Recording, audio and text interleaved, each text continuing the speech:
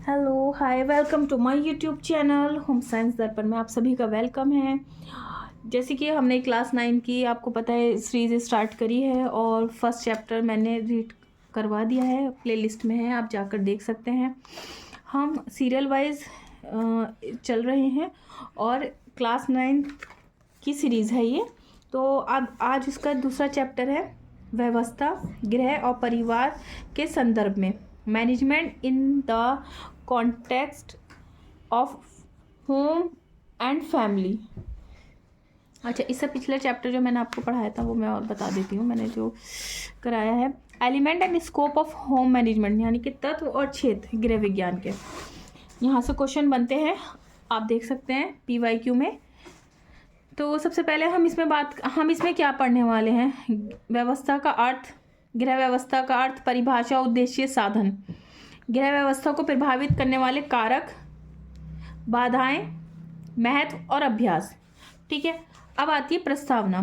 प्रस्तावना की अगर हम बात करें तो जहां मानव अपने संपूर्ण जीवन के 3/4 भाग व्यतीत करता है, कहाँ पर? गृह में।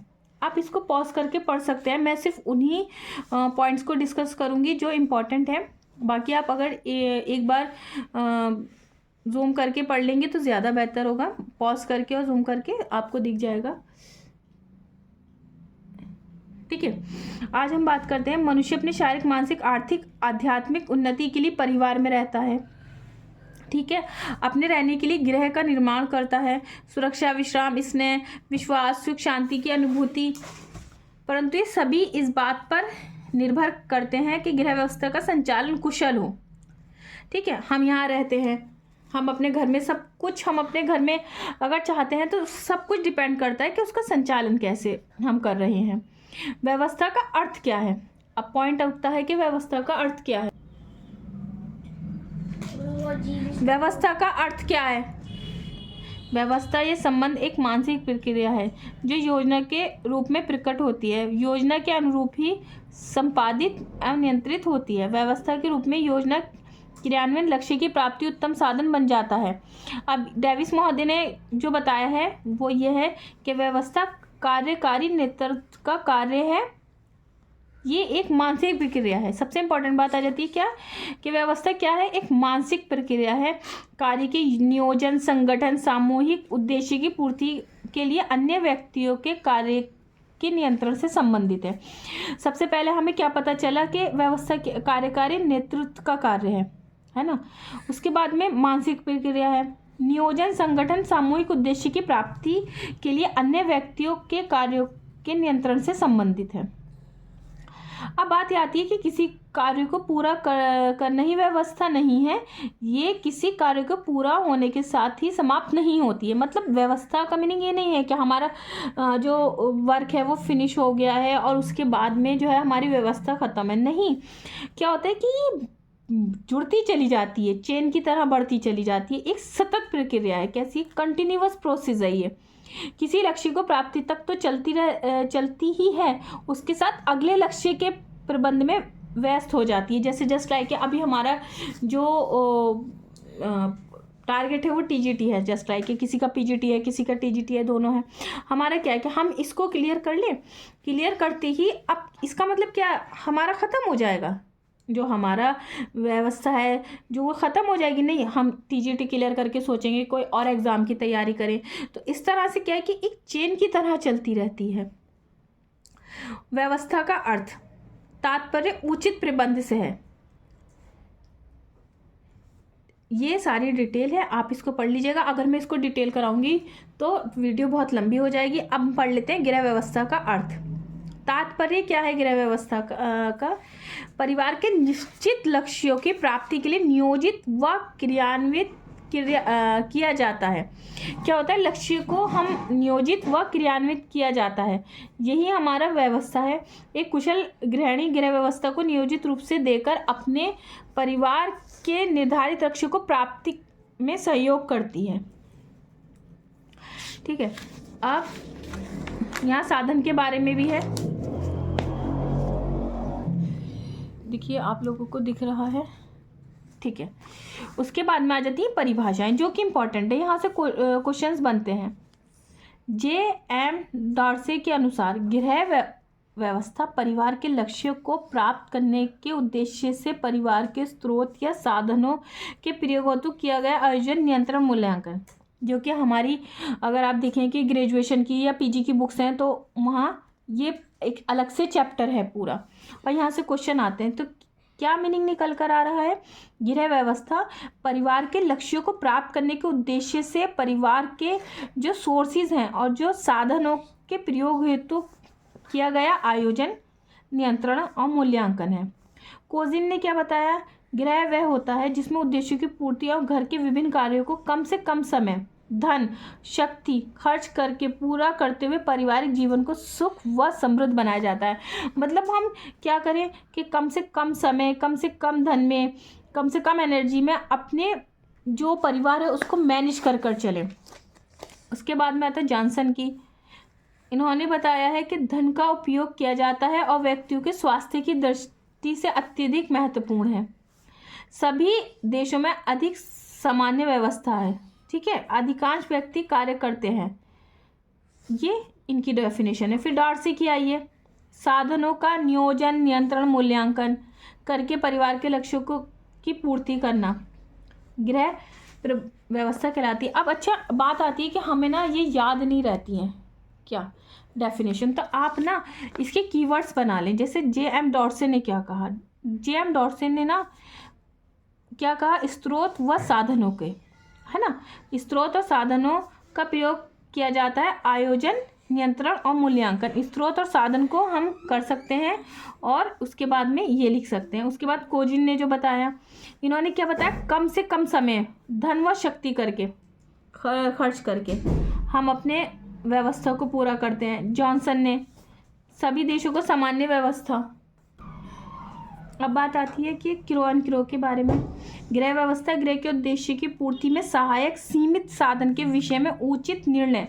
देखिए क्रो एंड क्रो ने देखा कि गृह के उद्देश्य की पूर्ति में सहायक सीमित साधनों के यहाँ पे निर्णय की बात की गई है। तो आप जहाँ पे भी देखेंगे कि निर्णय लेने की प्रक्रिया मात्र है, और यहाँ पर डॉर्सी के अनुसार क्या था कि साधनों, परिवार को प्राप्त साधनों का नियोजन, नियंत्रण, मूल्यांकन करके परिवार के लक्ष्य की पूर्ति, परिवार के लक्ष्य की पूर्ति, और यहाँ पर उचित निर्णय लेने की प्रक्रिया मात्र है। उसके बाद में निकिल और डॉर्सी। अच्छा देखिए होम मैनेजमेंट में ना दो नाम जो है बहुत ज़्यादा आएंगे, निकिल एंड डॉर्सी और ग्रॉस एंड कैंडल। पूरे होम मैनेजमेंट में ये दोनों का बहुत ज़्यादा अहम रोल रहा है, तो इस चीज़ को थोड़ा ध्यान रखिएगा कि अब उसके बाद आ जाते हैं निकिल एंड डॉर्सी। इन्होंने क्या कहा कि गृह व्यवस्था परिवार के लक्ष्यों की पूर्ति उद्देश्य से परिवार के साधनों का प्रयोग, परिवार के साधनों के प्रयोग का नियोजन, नियंत्रण व मूल्यांकन है। अब हमें क्रो एंड क्रो का तो पता है कि सीमित साधनों के विषय में निर्णय लेने की प्रक्रिया मात्र है, और निकिल एंड डॉर्सी ने कहा कि परिवार के साधनों का प्रयोग का नियोजन, नियंत्रण, मूल्यांकन है। उसके बाद में ये एक बताया गया है, आप देख लीजिएगा। उसके बाद में हम बात कर लेते हैं सोपान। नियोजन, नियंत्रण और मूल्यांकन, प्लानिंग, कंट्रोलिंग और एवोल्यूशन। देखिए ये देखिए इस डायग्राम के माध्यम से हम समझने की कोशिश करते हैं। कार्य है, नियंत्रण है, लक्ष्य, मूल्यांकन।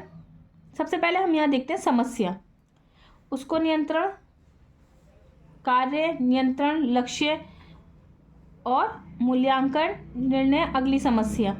ये पूरा मैनेजमेंट है। जैसे मूल्य लक्ष्य स्तर में पूछा जाता है कि बीच में सेंटर में कौन रहता है।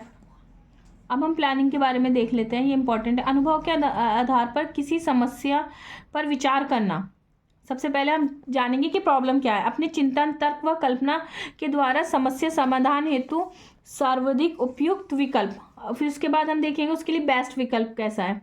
अल्टरनेटिव का पता लगाना, उन विकल्पों के आधार पर व्यवस्था की रूपरेखा का निर्माण करना ही नियोजन है। तो क्या बात निकल के आई? सबसे पहले हम समस्या पर बात करेंगे। समस्या पर बात करने के बाद उसमें हम पता लगाएंगे कि उस समस्या के लिए कौन सा जो अल्टरनेटिव वो बेस्ट है। उसके बाद आ जाता है नेक्स्ट स्टेप, व्यवस्था। व्यवस्था के नियोजन के अनुसार कार्य करना ही नियंत्रण है। पारिवारिक साधनों तथा स्रोतों उचित व व्यवस्थित उपयोग तथा सभी सदस्यों के पूर्ण सहयोग प्राप्त करना भी सम्मिलित है। यह आवश्यक है कि नियंत्रण में समय समय पर जांच होती है। अब हमें पता चल जाए, अभी ऑप्शन आ जाता है कि समय समय पर जांच किस स्टेप पर होती है, प्लानिंग में होती है, कंट्रोलिंग में होती है या एवोल्यूशन में होती है। यहाँ से क्वेश्चन बन जाता है, जांच होती रहे तथा जांच से प्राप्त परिणामों के आधार पर परिवार के सभी सदस्यों तथा बदली हुई परिस्थिति के अनुसार व्यवस्था में लोच लाया जा सके। क्या होती है, ये फ्लेक्सिबल होती है कि नहीं कि बस नहीं हमें ऐसे ही करना, नहीं, जो सिचुएशन के अकॉर्डिंग चेंज हो सके वही अच्छा रहता है। परिस्थिति के अनुसार लोच नियंत्रण में परिवार के सभी सदस्यों के बीच समन्वय होना भी अत्यंत आवश्यक है। कि हम बाद में ये हो जाता है ना कि घर में कोई बात है, अगर हम सबको बिठाकर उसे कर लेते हैं तो ज़्यादा अच्छा रहता है, वरना ये होता है अरे भाई तुमने ये कहा था, हमने ये कहा था, नहीं नहीं इस तरह से नहीं था, हम तो इस तरह से कह रहे थे। तो उससे क्या होता है कि हमारा जो मैनेजमेंट है वो अच्छे से नहीं हो पाएगा, उसमें कहीं ना कहीं बैरियर दिखाई देंगे। अब आ जाता है एवोल्यूशन। पिछली व्यवस्था के मूल्यांकन के आधार पर नई व्यवस्था के उचित रूप से सफलता की ओर अग्रसर कराया जा सकता है। पिछली व्यवस्था के अंतर्गत की गई जो हमारी मिस्टेक्स हैं, जो हमारी भूलों के दोहराने के स्थान पर पूर्व व्यवस्था से प्राप्त सफलताओं का भली प्रकार लाभ उठाया जाए, यही मूल्यांकन का उद्देश्य है। तो हमने क्या करा, अगर हमने किसी भी मैनेजमेंट को करा, अब उसमें हमसे तो गलतियां हुई हैं, हम कुछ भूल गए हैं, तो जब हम जब मैनेजमेंट करें तो उन चीज़ों को ध्यान में रख कर करें ताकि वो और भी बेटर बन पाए। एक क्या होता है कि गृह व्यवस्था के उपयुक्त पद एक दूसरे से पूरक हैं, यह पढ़ लीजिएगा। अब हम पढ़ते हैं इसके उद्देश्य। उद्देश्यों में क्या है, गृह वातावरण को उत्तम बनाना, ठीक है, सही है। हमारा जब एटमॉस्फेयर ठीक होगा तभी हम अच्छे से मैनेजमेंट कर पाएंगे। सर्वांगीण विकास के मतलब शारीरिक, मानसिक, आर्थिक, आध्यात्मिक सब तरह से। पारिवारिक आय का विवेकपूर्ण व्यय, कि हमें जो हमारा परिवार का आय है उसको बहुत संभाल कर अच्छी तरह से व्यय करना, कि ताकि कुछ ना कुछ मतलब हमें बचत ज़रूर हो, ठीक है। कार्य कुशलता से किया जाए। धन, समय, श्रम को हम मैनेजमेंट से करके चलें। कहीं ऐसा ना हो हम मैनेजमेंट कर रहे हैं, हमारा धन ज़्यादा खर्च हो गया है, या उस काम में हमारा इतना शक्ति नहीं लगनी थी, यानी कि एनर्जी सोर्स इतना नहीं लगना था, लेकिन हमने उसमें बहुत ज़्यादा एनर्जी लगा दी है, और या टाइम हमें कम लगाना था और हमने टाइम ज़्यादा लगा दिया, या हमें उसमें टाइम हमें पर्याप्त देना था और हमने उसको इतना अच्छे से नहीं दिया। तो ये सब चीज़ें देखनी होती हैं। विश्राम और मनोरंजन, हमें एक रेस्ट पीरियड भी चाहिए है। उसके साथ साथ हमें थोड़ा सा, हम थक जाएंगे, चाहे वो मानसिक हो या शारीरिक थकान हो, उसके लिए हमें रेस्ट भी चाहिए। और समाज सेवा। गृह व्यवस्था के सिद्धांत, बात करते हैं गृह व्यवस्था के सिद्धांत के बारे में। अर्थव्यवस्था का सिद्धांत, श्रम व समय की बचत का सिद्धांत, अवकाश और मनोरंजन का सिद्धांत। तो सिद्धांत हमारे कितने हो गए, 4 सिद्धांत हैं। गृह व्यवस्था का सिद्धांत, अर्थव्यवस्था का सिद्धांत, श्रम व समय की बचत का सिद्धांत, अवकाश व मनोरंजन का सिद्धांत। इस तरह से हमारे 4 सिद्धांत हो गए। अब आ जाता है साधन, भौतिक साधन, मानवीय और अमानवीय। हर साल अगर आप कोई भी पेपर उठा के देखें, चाहे वो LT का हो, GIC का हो, TGT, PGT, नेट, सभी में यहाँ से क्वेश्चन पूछे ही जाते हैं, ठीक है। भौतिक साधन के आगे घर की बनावट, जो उसका स्ट्रक्चर है। पारिवारिक आय, आधुनिक यंत्र व उपकरण। मानवीय साधन, जो हमारे अंदर है, जस्ट लाइक हमारी बुद्धि, हमारा व्यवहार, हमारा ज्ञान, जिसे चुराया नहीं जा सकता, जो हमारे अंदर है। अमानवीय यानी कि सार्वजनिक विद्यालय, अस्पताल, पुस्तकालय, बैंक, डाकघर। और अमानवीय जैसे कि आपका ये पेन है, इसे हम छू सकते हैं, बुक है, इसे छू सकते हैं। इस तरह से ये आपका इसकी डिटेल दी हुई है, आप एक बार पॉज करके पढ़ सकते हैं, ठीक है। इस तरह से क्वेश्चन आ जाता है कि भाई कौन सा मानवीय साधन है, कि विद्यालय, पुस्तकालय, अस्पताल या रुचि। तो आपको ऑब्जेक्टिव पे टिक करना होता है। उसके बाद में आ गए कारक, गृह व्यवस्था को प्रभावित करने वाले कारक, फैक्टर। गृह की स्थिति, कैसा स्थान पर है, किस प्रकार का है, ये सब प्रभावित करती। जब आप घर ख़रीदते हैं तो आप देखते हैं कि स्कूल कितनी दूर है, कॉलेज कितना दूर है, पास है, दूर है, डाकखाना है या नहीं, वहाँ कोई बैंक है या नहीं, अस्पताल है। तो ये सब बातें बहुत ज़्यादा इम्पॉर्टेंट रहती हैं। उसके बाद में वहाँ का आसपास का एटमॉस्फेयर कैसा है, कि पानी की निकासी है या नहीं, जहाँ हम घर बना रहे हैं उस जगह का वो स्थान किस तरह से है, ये सब देखा जाता है। परिवार का संगठन, परिवार का सहयोग, आय व्यय का संतुलन, रहन सहन का स्तर, उपयुक्त यंत्र उपकरण और कार्यस्थल। अब बात गृह विज्ञान का ज्ञान और कुशलता, अभिरुचि। उसके बाद बाधाएं, कुशल संचालन में बाधाएं, पारिवारिक समन्वय, अनुशासन का अभाव, जो कि मैंने आपको शुरू में ही बात करी थी कि कलह की स्थिति उत्पन्न होती तो स्पष्ट होता है कि अनुशासन और समन्वय अभाव से गृह व्यवस्था में अनेक बाधाएं उत्पन्न हो सकती है। लक्ष्यों के ज्ञान का अभाव, कि जैसे उदाहरण के लिए भोजन की व्यवस्था के समय कपड़े धोने का कार्य ऐसा नहीं करना है, ठीक है। बच्चों को भूख से परेशान हो रहे हैं, घर में मकान बनवाने के लिए धन का संचय किया जाए। तो क्या ये सब चीज़ें जो है ना, क्या है कि लक्ष्यों का ज्ञान, हमें क्या लक्ष्य है और हमें किस टाइम किस तरह का काम करना है। साधनों की अनिवार्यता, कार्यकुशलता की कमी, विभिन्न समस्याओं उनका समन्वय, गृह व्यवस्था की आवश्यकता, महत्व, उचित कार्य व्यवस्था, उचित अर्थव्यवस्था, श्रम की बचत, समय की बचत तथा उसका सदुपयोग। गृहिणी के गुण, कैसी, बुद्धिमान होनी चाहिए, उत्साह, कल्पनाशील, सहानुभूति और कोमल, न्यायप्रिय, रचनात्मक, स्वयं पर नियंत्रण, साधन संपन्न, बातचीत करने योग्य। ये आप देख सकते हैं, मैंने बता दिया। अब यहाँ पे थोड़ा सा बिंदु को हम देख लेते हैं, इससे हमारा थोड़ा सा रिवीजन भी हो जाएगा। गृह व्यवस्था की परिभाषा देखते हैं। क्या है? उद्देश्य से परिवार के स्रोत या साधनों के प्रयोग हेतु आयोजन, नियंत्रण, मूल्यांकन है। लक्ष्यों को प्राप्त करने के उद्देश्य से नियोजन, नियंत्रण, मूल्यांकन गृह व्यवस्था के प्रमुख सोपान है। क्वेश्चन बन जाए कि कौन से प्रमुख सोपान है, तो नियोजन, नियंत्रण और मूल्यांकन। उसके बाद में गृह व्यवस्था उद्देश्य, गृह वातावरण उत्तम बनाना, सर्वांगीण विकास, पारिवारिक आय का विवेकपूर्ण व्यय, कार्यकुशलता, समाज सेवा। भौतिक साधन, मानवीय अमानवीय की बात, जिस सार्वजनिक साधन बताए गए यहाँ पर। शिक्षा संस्थाएं, गृह व्यवस्था के सिद्धांत में गृह कार्य व्यवस्था का सिद्धांत, अर्थव्यवस्था का सिद्धांत, श्रम समय की बचत का सिद्धांत और अवकाश और मनोरंजन का सिद्धांत। घर की बनावट, पारिवारिक आय, आधुनिक यंत्र उपकरण, भौतिक साधन, परिवार के सदस्यों की संख्या, रुचि, व्यवहार, मनोवृत्ति, ज्ञान, प्रवृत्ति मानवीय साधन के अंतर्गत आते हैं। परिवार की स्थिति, पारिवारिक संगठन, परिवार का सहयोग, आय व्यय का संतुलन, रहन सहन का स्तर, गृह कार्य व्यवस्था को प्रभावित करने वाले प्रमुख तत्व कारक। गृह व्यवस्था संचालन बाधाएं के पारिवारिक समन्वय, जो अभी हमने डिस्कस किया था। लक्ष्यों का ज्ञान का अभाव, उपलब्ध साधनों की अनुपलब्धता, कार्यकुशलता में कमी से जो है वो प्रमुख बाधाएं हैं।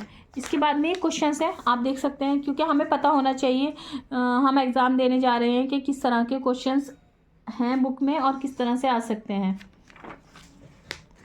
ये क्वेश्चन है, देखिए ये ज़रूर देख लीजिए, ये एक एक नंबर के क्वेश्चन है, इनसे आपको बहुत हेल्प मिलेगी। आप वीडियो को पॉज करें, एक बार ज़रूर देख लें। ये देखिए, ये इसके, तो ये आपका चैप्टर पूरा हो चुका है। मैंने 2 चैप्टर आपके कंप्लीट करा दिए हैं। उसके बाद में नेक्स्ट चैप्टर गृह कार्य व्यवस्था, अर्थव्यवस्था, ये दोनों चैप्टर कराने के बाद हमारा जो होम मैनेजमेंट की यूनिट है वो पूरी हो जाएगी। तो आपको कैसी लगी वीडियो ज़रूर बताइएगा। आपको किस टॉपिक पर वीडियो चाहिए वो कमेंट बॉक्स में आप ज़रूर लिख दें। और वीडियो देखने के लिए थैंक यू। और मेरे चैनल को सब्सक्राइब करें, लाइक करें, शेयर करें। Thank you so much.